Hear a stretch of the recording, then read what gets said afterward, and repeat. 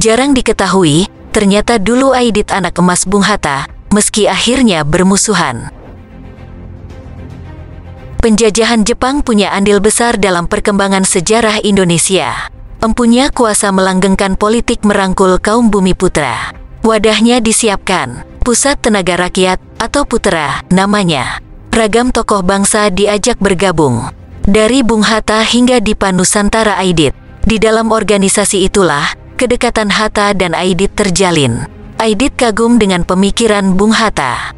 Begitu pula sebaliknya. Karenanya, Aidit pernah disebut-sebut sebagai anak emas Bung Hatta di Putera. Kehadiran Jepang sebagai penjajah baru tak melulu membawa luka. Penguasa dari negeri matahari terbit nyatanya menjadi jembatan untuk terwujudnya kemerdekaan Indonesia. Mereka mencoba merangkul para tokoh bangsa. Kehadiran Putera jadi contohnya. Organisasi yang dibuat pada tanggal 16 April tahun 1943, dipimpin oleh tokoh bangsa yang kesohor, yaitu Soekarno, Hatta, Ki Hajar Dewantara, dan Kiai Haji Mas Mansur.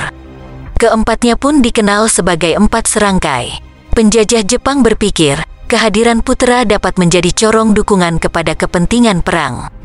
Kenyataan justru sebaliknya. Alih-alih menjalankan perintah Jepang, Putera justru banyak jadi corong kaum nasionalis untuk kemerdekaan bangsa.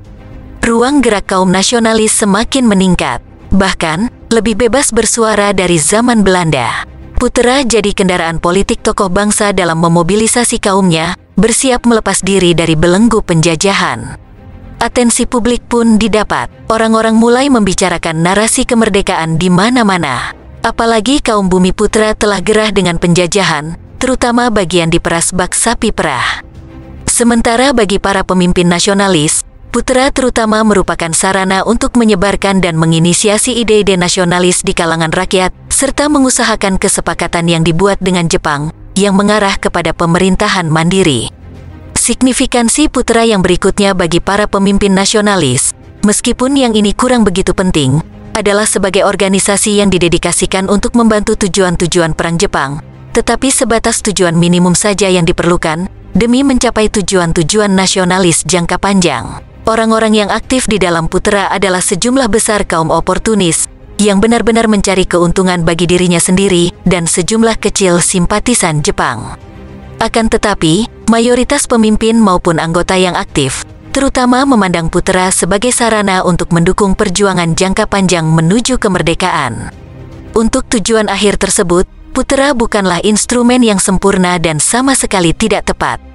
Putera memang membangkitkan nasionalisme Indonesia dan memajukan alasan untuk kemerdekaan Indonesia, ungkap George McChernand Kahin dalam buku Nasionalisme dan Revolusi Indonesia.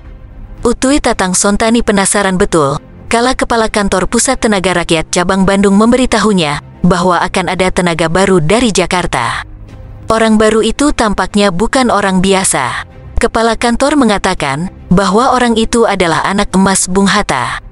Coba saja kau bayangkan, kalau pada waktu itu ada orang yang dikatakan anak emas Bung Hatta, maka paling tidak dia itu mewarisi semangat juang dari Bung Hatta, yang sudah dengan sendirinya pula berhak diberi julukan pemuda yang berwajah semangat, kenang Utuy dalam memoarnya, Di Bawah Langit Tak Berbintang. Tebakan Utuy ternyata tak meleset. Orang itu bermata melotot, gerak-geriknya kaku, dan suaranya datar. Karakter itu sangat cocok dengan karakter tokoh Kawista dalam novel Utuy yang berjudul Tambera. Kawista merupakan seorang pemberontak radikal yang melawan kolonialisme Belanda di Pulau Banda. Namun, orang itu bukan orang Banda seperti tokoh novelnya. Orang baru itu ternyata asal Belitung, bernama Dipa Nusantara Aidit. Sesuai perkiraan Utuy, Aidit ternyata memang seorang pembangkang. Di Putera, semua pegawai harus taiso setiap pagi sebelum masuk kerja. Namun, suatu hari hanya segelintir orang yang datang taiso. Pimpinan Sendenbu pun marah. Mereka kemudian dikumpulkan oleh opsir Jepang berseragam, lengkap dengan katananya. Ketika dimarahi dan ditanya siapa yang mau mencoba memberontak, Aidit maju dan menepuk dada. Saya yang mengajak teman-teman lainnya untuk tidak bertaiso, kata Aidit seperti dikisahkan Utuy. Aidit beralasan bahwa mereka yang tak datang taiso adalah para pemimpin yang bekerja hingga larut malam. Paginya, mereka juga harus lanjut bekerja sehingga tidak sempat datang Taiso. Ia berdalih, Taiso dilakukan di rumah sebelum berangkat ke kantor. Si opsir Jepang ternyata tak membalas lagi jawaban Aidit. Justru sejak peristiwa itu, Taiso pagi dilakukan dengan sukarela. Jika Utuy menyebut bahwa Aidit adalah anak emas Bung Hatta dari Jakarta, Bung Hatta justru berkata tak menyukai Aidit. Sebagaimana termuat dalam buku Mengenang Bung Hatta, yang ditulis Iding Wangsawijaya, Bung Hatta mengatakan bahwa ia telah lama mengenal Aidit di Putra. Waktu itu saya sering diminta untuk memberi kursus mengenai seluk-beluk pres kepada generasi yang lebih muda dari saya. Salah seorang dari peserta kursus itu ialah Aidit, kata Bung Hatta. Sejarah mencatat, di kemudian hari kedua tokoh ini bersimpang jalan. Hatta tak menyukai Aidit dengan jalan komunismenya. Amat disayangkan, rupanya perjalanan waktu membawa dia ke alam pikiran yang amat berbeda dengan saya. Aidit memilih PKI sebagai organisasi tempat ia menempa dirinya, kata Hatta. Kehadiran banyak tokoh bangsa membuat gerakan Putra semakin efektif. Namun, bukan berarti antar tokoh bangsa tak terjadi konflik. Perbedaan pendapat kerap menjadi masalah di internal Putra.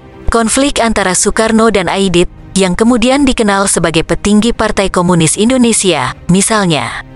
Bung Hatta menuturkan, hubungan Soekarno dan Aidit sempat menempati fase tidak baik-baiknya. Padahal, pada era tahun 1960-an, hubungan keduanya mencapai taraf paling mesra. Keduanya kerap berseberangan paham, termasuk masalah kecil. Dalam buku Bung Hatta menjawab, ia juga mengatakan bahwa Aiditlah yang belakangan membuat hubungannya dengan Bung Karno menjadi renggang. Bahkan Hatta menyebut, sejak di Putra, Aidit tak menyukai Bung Karno.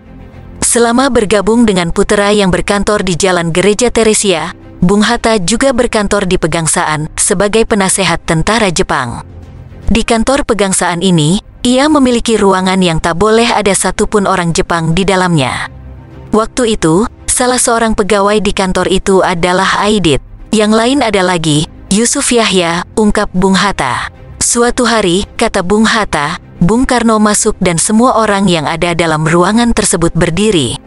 Namun ada satu orang yang tak mau berdiri, yakni Aidit. Sikap itu membuat Bung Karno marah. "Kenapa kau tidak berdiri?" tanya Bung Karno. "Biasanya orang yang datang dan baru masuk memberi salam, baru kami berdiri. Ini Bung masuk tanpa memberi salam. Lihat Bung Hatta, kalau dia masuk, seperti biasanya orang Islam, ia memberi salam, baru kami berdiri membalasnya. Ini, Bung minta kami berdiri. Ini sistem Jepang. Kami tidak biasa demikian," jawab Aidit. Soekarno tambah geram. Namun, tidak demikian dengan Bung Hatta. Ia membela yang dilakukan Aidit. Hatta tak pernah punya masalah dengan Aidit. Malahan keduanya acap kali saling mengagumi. Hatta lalu mencoba mengantisipasi konflik antara Bung Karno dan Aidit. Bung Hatta pun membicarakan kasus ini dengan Mr. Sartono, agar Aidit dipindah ke kantor lain agar berjauhan dengan Bung Karno. Ia mencoba mengambil jalan tengah.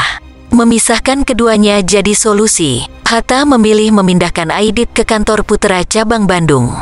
Kalau tidak, lama-lama nanti bisa repot, katanya. Pemindahan itu dilakukan supaya konflik antara Aidit dan Soekarno tak tersulut kembali. Tindak tanduk itu membuat Aidit disebut-sebut sebagai anak emas Hatta. Penyataan itu diamini banyak orang. Sebab, Aidit digadang-gadang tengah mewarisi semangat juang Bung Hatta. Tidak jelas, apakah peristiwa tersebut yang kemudian membuat Aidit dipindah ke kantor Putra di Bandung. Yang pasti, soal kabar Aidit sebagai anak emas Bung Hatta diamini sang adik, Sobron Aidit, dalam bukunya, Aidit, Abang, Sahabat, dan Guru di Masa Pergolakan. Dia muridnya Bung Karno, Bung Hatta, Muhammad Yamin, di Menteng 31, markas pejuang kemerdekaan ketika itu. Dia juga, katanya, bahkan murid yang termasuk disayangi Hatta. Meskipun pada akhirnya menjadi musuh bebuyutan, karena aliran politiknya berlainan dengan Hatta, tulis Sobron.